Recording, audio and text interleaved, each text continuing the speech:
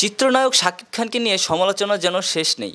সম্প্রতি এই নায়কের সঙ্গে বিয়ের গুঞ্জনে খবরের শিরোনামে এসেছে চিত্রনায়িকা মিষ্টি জান্নাতের নাম। গণমাধ্যমের সূত্রে জানা যায়, ডাক্তার পাত্রীকেই বিয়ে করতে যাচ্ছেন শাকিব, তবে সেই পাত্রীর পরিচয় এখনও জানা যায়নি। অন্যদিকে গুঞ্জন উঠেছে অভিনেত্রী ও ডাক্তার মিষ্টি জান্নাতিই নাকি সেই পাত্রী। বিষয়টি নিয়ে গণমাধ্যমে এই নায়িকা কথা বললেও স্পষ্ট করে কিছু জানাননি তিনি। আর এতেই চটেছেন অভিনেতা ও উপস্থাপক শাহরিয়ার নাজিম জয়। জয়ের ভাষ্য, ওই মেয়ে ভাইরাল হওয়ার জন্যই শাকিবকে জড়িয়ে এসব কথা বলছেন। শাকিব খানের সঙ্গে বিয়ে হলেও সেটা টিকবে না। জয়ের এমন মন্তব্যে ক্ষুব্ধ মিষ্টি জান্নাত। অভিনেত্রী বলেন, জয় ভাইয়াকে দেখলাম, তিনি বলেছেন ওই যে একটা মেয়ে শাকিব খানকে নিয়ে ভাইরাল হতে চান, তিনি একজন ডাক্তার পাশাপাশি অভিনেত্রী, যেটা মিলে গেছে।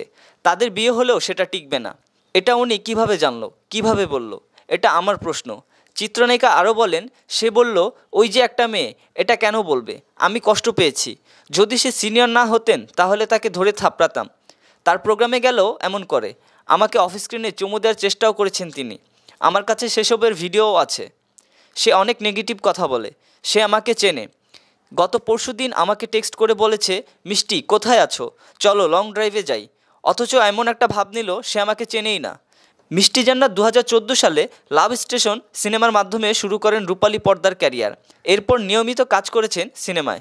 অভিনেত্রী পরিচয়ের বাইরে মিষ্টি জান্নাত একজন দন্ত চিকিৎসক।